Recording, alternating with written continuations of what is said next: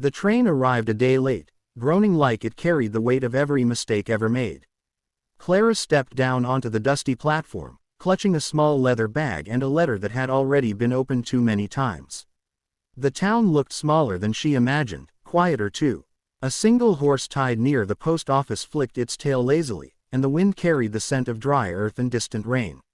She was late. According to the letter, she was supposed to arrive yesterday morning. A man named Daniel Carter was meant to meet her, her future husband, a stranger who had written kind, careful words on thin paper. But now there was no one waiting. Clara swallowed her disappointment and began walking toward the boarding house.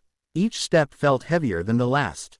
She had crossed miles of land and doubt to get here. Being late felt like a sign that perhaps this life was not meant for her. Miss Clara, she turned. A tall cowboy stood a few paces away, hat tilted back, sunlight tracing the edges of his shoulders.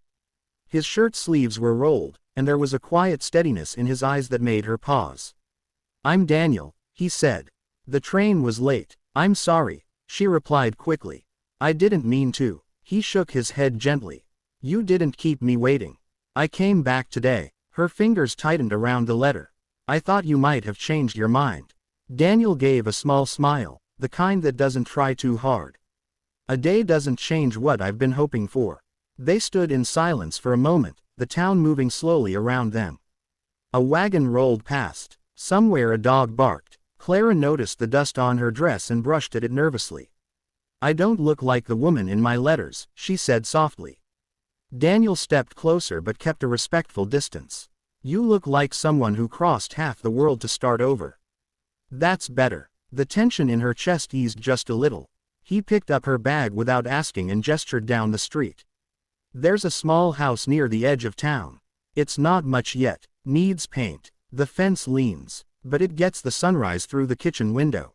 "You're sure?" she asked. "Even though I'm late." Daniel glanced at her, something warm and certain in his expression. "Clara, you're right on time for me." They walked together, their footsteps falling into a quiet rhythm. Clara told him about the long journey, the endless fields, the sleepless nights. Daniel spoke about the ranch, the stubborn mare that refused every rider except him, and the way the sky turned gold just before evening. By the time they reached the little house, the sun was beginning to sink. The fence did lean, just as he said.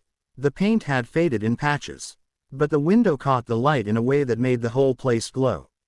Clara set her bag down on the porch. "It's beautiful," she whispered, surprised to find she meant it. Daniel rested his hands on the railing, giving her space to decide.